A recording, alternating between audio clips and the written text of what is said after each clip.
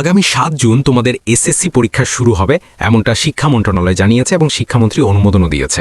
কিন্তু এখন যে জানিয়েছে সেখান থেকে প্রায় অলমোস্ট ১৬ দিন হয়ে গেছে, কিন্তু রুটিনের কোনো দেখা নাই। যেখানে প্রত্যেকবার পরীক্ষার মিনিমাম ২ মাস আগে তারা রুটিন দেয়, কোনো সময় ৩ মাস আগেও রুটিন দেয়। সেখানে এখন পরীক্ষার বাকি আছে মাত্র ৫০-এর মতো একটু দিন, এখনও রুটিনের কোনো খোঁজখবর নেই। শিক্ষার্থীদের যে ধৈর্য, সেই পরীক্ষা মনে হয় শিক্ষা মন্ত্রণালয় বেশ ভালোভাবে এবার নিচ্ছে এবং শিক্ষার্থীরা আপাতত তাদের সে ধৈর্যে অনেকটাই বলা যেতে পারে যে তারা স্টেবল করতেছে এখনও। বাট এটা আসলে কোন সময় ব্যাকফায়ার করে আমরা ঠিক জানি না, কারণ অনেক শিক্ষার্থী এই জিনিসটা মেনে নিতে পারছি না যে রুটিন নাই। একে তো আপনারা পরীক্ষা আগায় আনছেন, যেখানে পরীক্ষার কথা ছিল জুনের শেষের দিকে, সেটা এখন জুনের শুরুতে। শিক্ষামন্ত্রী অনুমোদনও দিয়েছেন আমরা যতটুকু দেখলাম।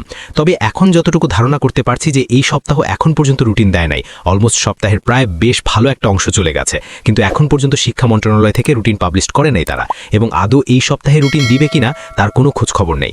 শিক্ষামন্ত্রীকে আমরা কি দেখতে পাচ্ছি, তিনি বিভিন্ন বিভাগে যাচ্ছেন, সেখানে শিক্ষকদের সাথে, প্রধান পরীক্ষকদের সাথে কথা বলছেন এসএসসি পরীক্ষা নিয়ে। তো তিনি এসএসসি পরীক্ষার সামনে ২১ তারিখে শুরু হবে, সেটাতে তিনি অনেক ফোকাসড। খুবই ভালো কথা। তবে এই যে শিক্ষার্থীদের রুটিনটা যে প্রকাশ করতে হয় পরীক্ষার ২ মাস আগে, সেটা মনে হয় শিক্ষামন্ত্রী ভুলে গেছেন। তোমরা যদি পারো কেউ একটু ওনার মনে করায় দিও, কেননা এই যে রুটিন, আসলে আমি জানি না শিক্ষার্থীদের সাথে কোন লেভেলের অন্যায়টা হচ্ছে। ওদের পরীক্ষার আগে তো আরও অনেক প্রেশারাইজ আছে, যেমন ওদের এই যে নতুন করে নীতিমালা করা হচ্ছে, ওদেরকে দেখাদেখি করা থেকে শুরু করে অনেক প্রকার কঠোর করা হচ্ছে পরীক্ষা ব্যবস্থা।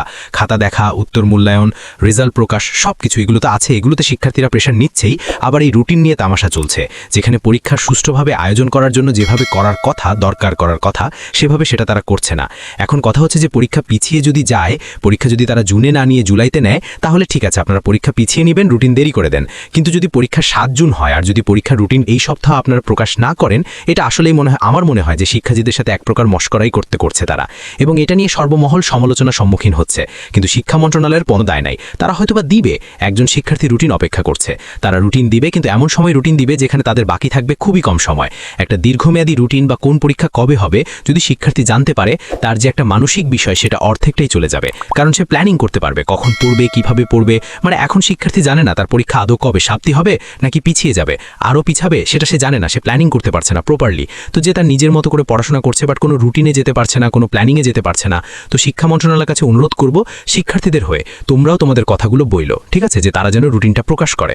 এবং আমি সবসময় জন্য বলবো যে শিক্ষা বোর্ডগুলোর উচিত শিক্ষার্থীদের এই পয়েন্ট অফ ভিউগুলো শিক্ষা মন্ত্রণালয়কে জানানো, কারণ শিক্ষা বোর্ডের সাথে তো সরাসরি শিক্ষার্থীদের কানেকশন আছে, শিক্ষা মন্ত্রণালয়ের সাথে তো নাই। তারা তাদের মনমতি চালাচ্ছে। কিন্তু আমার মনে হয় যে শিক্ষা বোর্ডের কাছে লাগলে তোমরা যাও, কথা বলো যে স্যার আমাদের রুটিন দেওয়ার ব্যবস্থা দ্রুত তোমরা বোর্ডে চেয়ারম্যানদেরকে জানাও এর বিষয়টাতে।